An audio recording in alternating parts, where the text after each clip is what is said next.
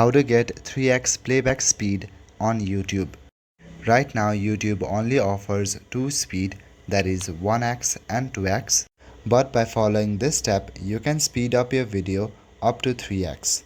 For this, open any video on your YouTube that you'd like to speed up. Now on your keyboard press these three keys: Ctrl plus Shift plus J. If you have a Mac, then press CMD plus Option plus C. And now a tab like this will open on the right side. Now from the top, navigate to the console option. Right now, as you can see, it is in the console option. Now click on the description and start typing. Now in the description, you need to type this exact code. The code is document.querySelector small bracket video dot playback rate equal to 3.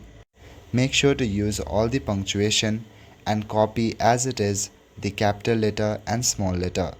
Once you have done this, then press enter and close the tab. Now if you try to open your video, then this video will be very quick.